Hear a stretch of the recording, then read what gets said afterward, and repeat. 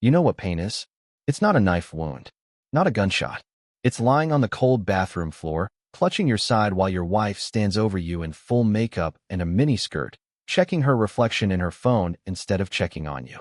Call a taxi, she said. Her voice, emotionless. Not even a glance. I can't miss this flight. Taylor's already waiting at the airport. Taylor, her boss. The one who needed weekend work trips in Miami with just her. Right. I'd seen his name light up her phone more times than I could count. Usually after midnight. Usually when she thought I was asleep. I couldn't move. My gut felt like it was being twisted with a fork. I was burning up, drenched in sweat, and she just walked out. Red heels clicking on the hardwood. Perfume lingering like a damn funeral flower. She didn't even shut the door. I laid there for what felt like forever. Maybe 10 minutes. Maybe 30.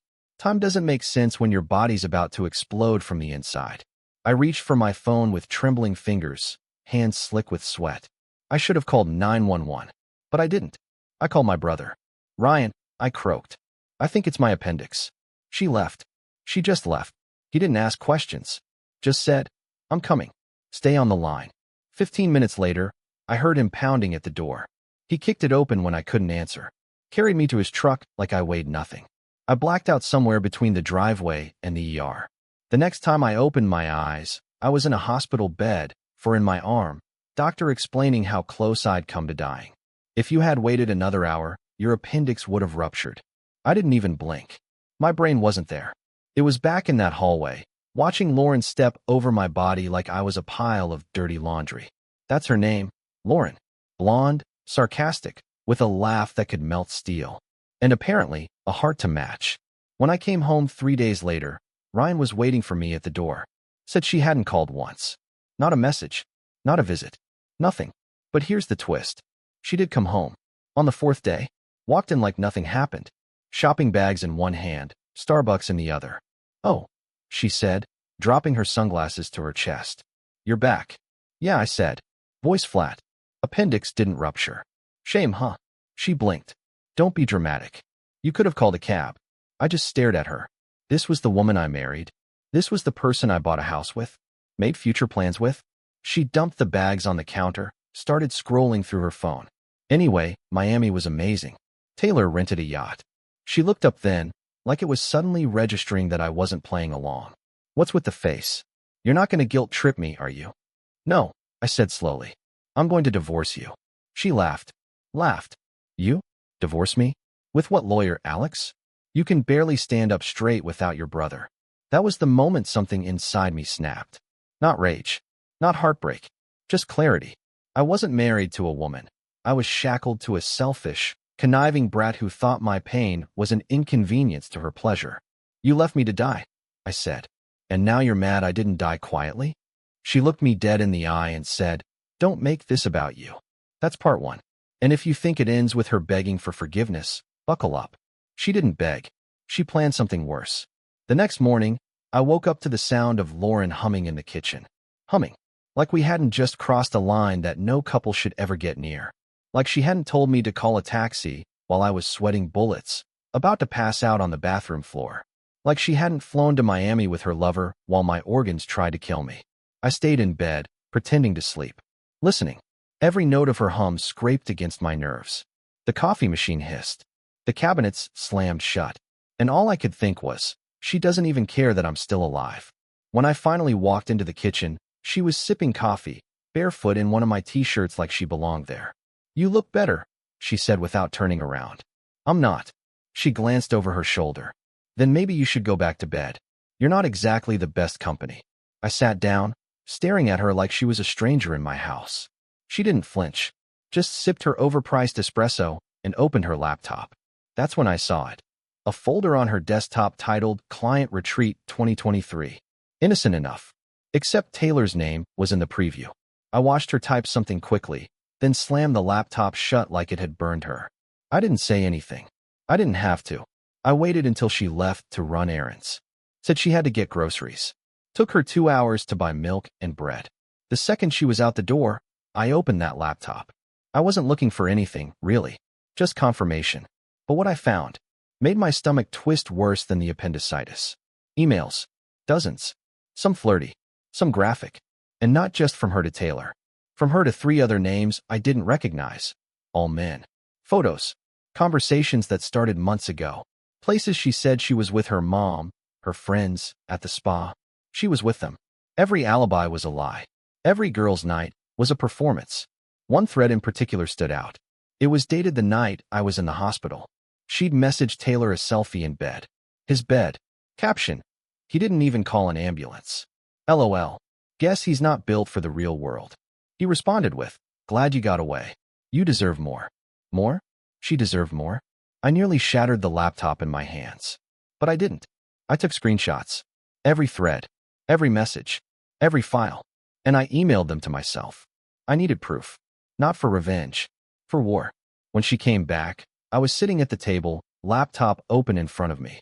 She walked in holding 2 shopping bags like she was about to model some new lingerie and smile her way out of it. Hey, I got you something, she said, holding up a bag. Don't say I never spoil you. Sit down. She blinked. What? I said sit down. She did. Slowly. Still trying to read me like she always did.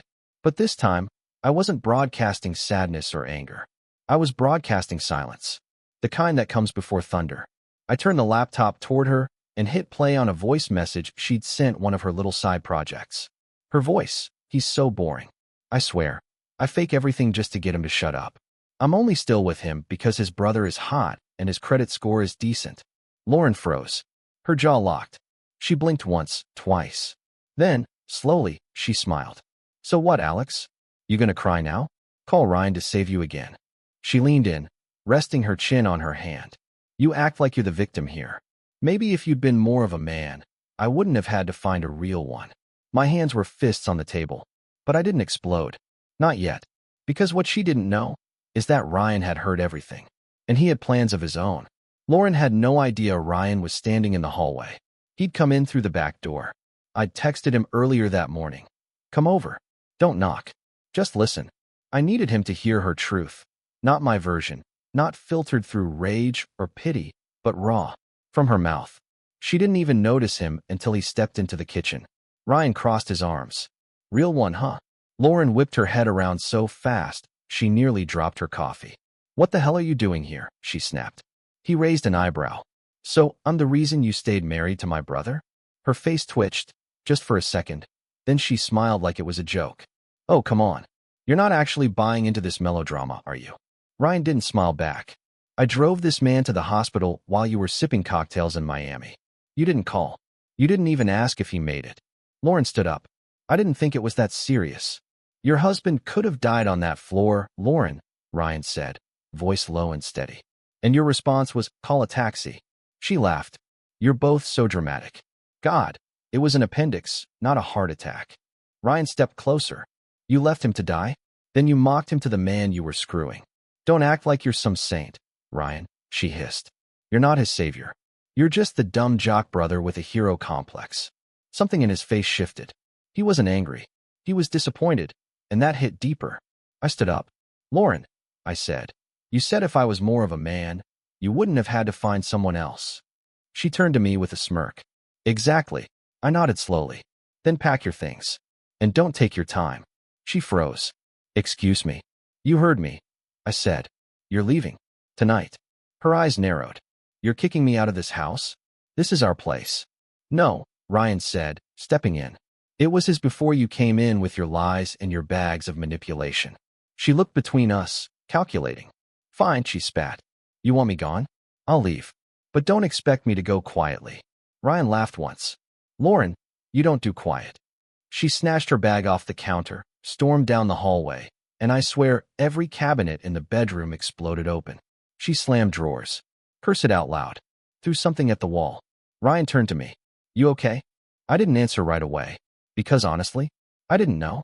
I felt cracked. Not broken, but cracked. Like someone had taken a chisel to my ribs and split open a space I didn't know existed. She was everything, man, I muttered. And then she was nothing. Ryan clapped a hand on my shoulder. She was never everything, Alex. You just didn't see it. We stood there in silence as she stomped past us, dragging 2 suitcases and a tangled mess of clothes in her arms. At the door, she turned and hissed, This isn't over. Yeah, It is, I said quietly. It was over the second you chose him over me while I was dying. And just like that, she was gone. No apology. No remorse. Just venom and heels. Ryan stayed the night.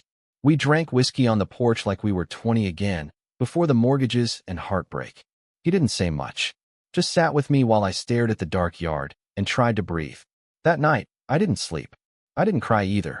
I just stared at the ceiling, reliving every "I love you" she ever said, wondering if any of them were real. Because if they weren't, then who the hell had I married? The next morning, the house was too quiet. No heels clicking down the hallway. No passive-aggressive sighs. No perfume cloud thick enough to choke a horse. Just silence. Real, unnerving silence. And you'd think I'd be relieved. But the truth? It felt like a crime scene. Lauren had taken her clothes, her shoes, her precious skincare collection that cost more than my entire wardrobe, but she'd left pieces behind, scattered like landmines. Her favorite mug in the sink, a single earring on the dresser, a pair of red panties draped over the towel rack, like a middle finger to my sanity. I stood in my bedroom and just stared at that earring. It was gold, shaped like a little lightning bolt. She used to say it made her feel dangerous. Cute. Turns out it was just foreshadowing. I picked it up and tossed it into the trash. Then I started opening drawers, closet shelves, nightstand. There was so much of her still in the house. It felt like she was watching me. Like any second, she'd come back through the door, smirking, tossing her keys into the bowl like nothing ever happened. But she wouldn't. Not this time. Not after what I found next. Buried deep in the nightstand, under receipts, empty lip balm tubes, and an old birthday card from me she clearly hadn't read in years, was a small, leather-bound notebook. Lauren's handwriting. At first, I thought it was a journal. But it wasn't personal. It was a log. Dates. Names. Hotel room numbers. Codes I didn't recognize at first. TLR. 219. HIL. Rooftop. PPK. Spa suite. I flipped through page after page, my stomach flipping with each scribbled line. She had documented her affairs. Like she was proud of them. Like they were part of some twisted resume. There were even ratings next to names. Stars. Notes in parentheses. Boring but rich. Insane stamina. Weak finish but great arms. I felt sick. Not because she'd lied. I already knew that. But because she didn't care that she was lying. She enjoyed it. This wasn't a lapse in judgment or a mistake fueled by boredom. This was her lifestyle. A game. And I'd been the sucker funding the entry fee. Ryan walked in while I was still sitting there, notebook in my hands like a detonator. She left this, I said, voice hollow. He looked over my shoulder. His mouth tightened. Jesus. Why would she keep something like this? I whispered. Because people like her don't think they'll ever be caught, he said. And even if they are, they think they can spin it. He was right. Lauren had always been a talker. A spinner. She could flip guilt like a coin, land it on your side, and make you apologize for her mistakes. But now I had something real. Something she couldn't twist. Proof. The only question was, what was I supposed to do with it? I spent the rest of the day boxing up her things. Not because I missed her. Because I needed her gone. I piled everything into the garage. All the designer handbags I bought her for anniversaries. The framed photo of us in Paris. She was kissing my cheek, and now I realized she was texting someone else 5 minutes later. The books she never read but insisted on displaying like trophies. The candle collection. Her fake plants. Everything that ever reminded me of the woman I thought she was. By sundown, the only thing left of Lauren inside the house was that godforsaken scent of hers, like vanilla poison. And still, that night, as I stood alone in the kitchen drinking cold coffee, I couldn't stop hearing her voice in my head. You're not a man, Alex. You're a burden. I gripped the mug tighter, staring out the window into the night. No, I wasn't a burden. I was free. But freedom doesn't come cheap. And Lauren wasn't finished with me yet. 3 days of silence. 3 whole days where I started to feel like I could finally breathe again.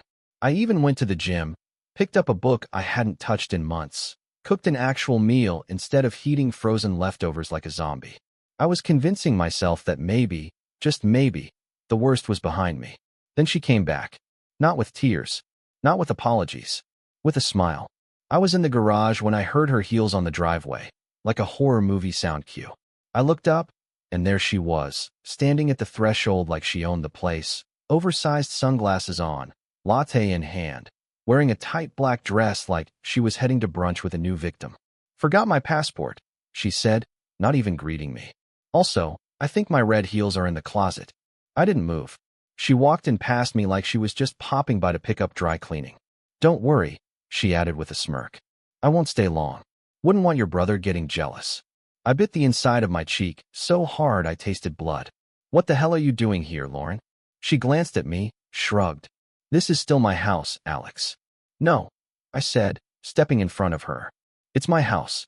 I paid for it. Every brick. Every inch. You used it like a stage for your games." She raised an eyebrow. "Don't be dramatic." I stared at her in disbelief. "You left me with a bursting appendix, Lauren. You mocked me in messages.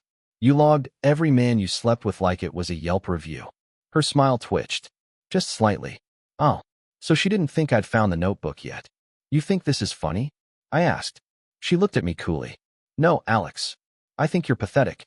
You always needed someone to blame. I just gave you a good excuse." I took a step closer. "You don't get to play the victim now." "Oh, please," she scoffed. "You were never enough for me.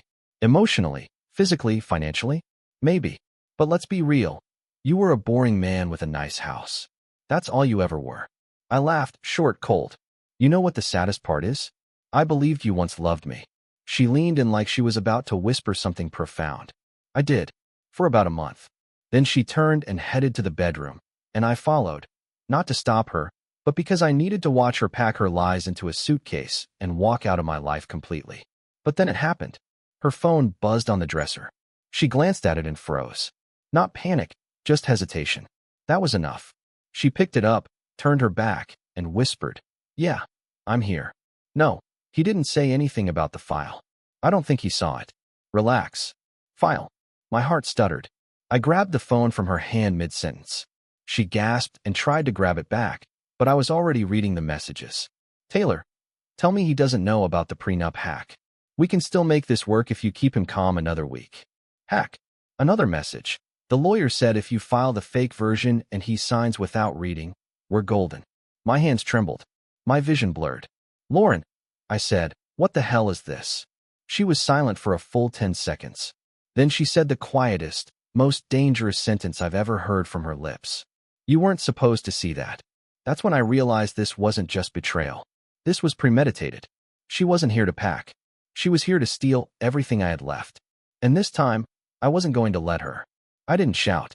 I didn't throw her phone across the room or grab her by the arm like some desperate man.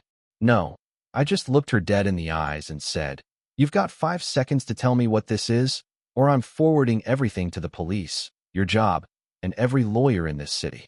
Lauren's mouth opened, and nothing came out. No sass, no smirk, just silence. Then, like flipping a switch, she laughed. "You wouldn't even know where to begin. You're not that guy, Alex. You're weak." She was wrong. She'd spent so long treating me like a doormat. She didn't notice I'd grown steel underneath. I held up her phone. "You want to test that theory?" Her face twisted into something inhuman. All teeth and hate. "You don't get it. I gave you a chance to walk away quietly. Now, you're poking bears. Dangerous ones." I stepped closer. "Then maybe it's time I became a hunter." She laughed again, louder this time, but there was a crack in it. A hint of fear she couldn't hide. "You think you're smart, Alex?" she said. "You think because you caught a few texts and found a notebook, that makes you in control? You don't know the people I've been talking to." "Taylor?" I asked. "The guy who files fake prenups and rents yachts with stolen investor money?" "Yeah, he's already under investigation. I reported him yesterday. With the messages. With the proof." Her face drained. "You're bluffing." I pulled out my phone. Opened the folder. Read one of the email headers out loud. Taylor Whitmore, unauthorized activity, falsified documents, misuse of corporate funds, FBI internal report number 91249. "Still think I'm bluffing?" I said. She didn't answer. Her hand went to her mouth, then dropped to her side. I could see it. The moment everything caved in behind her eyes. She sat down slowly on the edge of the bed like her legs had stopped working. "You don't get it," she said softly. "Taylor said it'd be clean. That we'd just file the altered version, and by the time you noticed, the money would be gone. He promised." I cut her off. "And you believed him? You let a man you barely knew convince you to steal from your husband, to forge documents, To scam me out of the home I paid for, the account I built. You used my name. She shook her head, almost childlike. I didn't mean to hurt you. Yes, I snapped. You did. You just didn't think I'd fight back. She looked up at me, eyes wet now. So what happens now? I exhaled. Now, you're going to sign the real prenup agreement in front of a notary I already scheduled for tomorrow. You're going to admit in writing that you attempted fraud. You're going to disappear for good. Her lips trembled. And if I don't, then I go public. With everything. Lauren was smart. Evil, but smart. She knew when the game was up. So she nodded slowly, silently. And then she whispered something I'll never forget. You were never supposed to win. I stared at her. That's what you'll tell yourself when you're alone and broke. She didn't sleep in that house that night. She packed in silence, shoulders shaking, eyes hollow. Ryan came over again and stood by the door like a bouncer, just in case. Before she left, she looked at me and said, "You'll miss me." No, I said.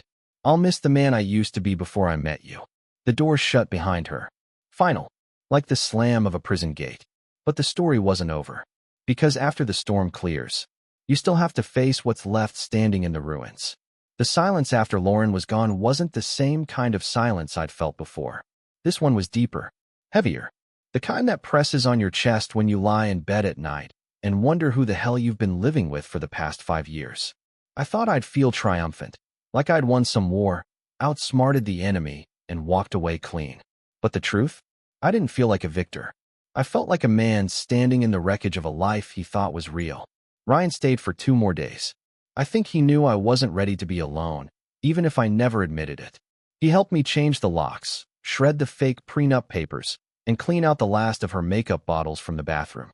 He even found one of her hidden burner phones taped under the bottom drawer in the guest room. What kind of twisted spy thriller were you living in, man? He muttered, shaking his head. I didn't laugh, because it wasn't funny. It was terrifying. One message on that phone caught my attention, sent 2 weeks before my hospital incident. He's getting suspicious. May need to act soon. Maybe something accidental. I don't know who she sent that to. There was no name, just a number with no contacts saved. But it was enough. Enough to make me realize that what I survived wasn't just betrayal. It could have been something darker. Intentional. Deadly. That night, I stood in front of the bathroom mirror and stared at my reflection. Same face. Same eyes. But the man behind them? Different. I wasn't just a husband anymore. I was a survivor of a silent war I didn't even know I was fighting. Lauren had chipped away at me for years. Little comments, small lies, controlling the narrative, so I always felt just a little off balance. A little smaller. A little less. She didn't just cheat. She rewrote the rules while I played fair. And I let her. I let her because I loved her. Or what I thought was love. Turns out, I was loving a ghost in a mask. The real Lauren was never mine. That realization hurt more than anything else. The next morning, I sat down with a divorce lawyer. A real one. Someone Ryan recommended. A shark with a grin and eyes that said, "I've seen worse." I handed him the evidence. The emails. The notebook. The burner phone. He took one look and said, "We'll have her begging for a settlement." But I didn't want revenge anymore. I wanted peace. I just want her out of my life, I told him. Clean. No contact. No money. No loose ends. He nodded. We can do that. But don't expect it to stay quiet. Women like her? They don't disappear easy. He was right. 2 days later, she sent me a voice message. No apology. No remorse. Just this. You'll never find someone like me again, Alex. You'll be bored. You'll remember me every time she doesn't look at you the way I did. I deleted it without listening to the rest. Because I finally understood something she never would. I didn't need someone like her. I needed someone opposite of her. And more than that, I needed to rebuild me. Not for revenge. Not for validation. But because the man she tried to destroy, he wasn't dead. He was just waking up. It's strange, the way healing feels. People think it's loud, some dramatic moment where you scream into a canyon or burn all your ex's stuff in a cinematic purge. But it's quieter than that. Healing was waking up without checking my phone for her messages. It was eating breakfast without wondering if she'd lied about where she was the night before. It was finally breathing without feeling like someone else controlled the air. Weeks passed. The paperwork was finalized. Lauren's name was wiped from every joint account, every legal document, every future plan. My lawyer sent the final divorce decree in a manila envelope marked complete. I didn't even open it right away. It sat on the table for hours while I drank coffee and stared out the window. It wasn't just a legal end. It was the last thread of a nightmare I hadn't realized I was living in for years. When I did open it, I didn't cry. I smiled. And then I drove. Nowhere in particular. Just drove with the windows down, like I was making up for every minute I'd spent suffocating.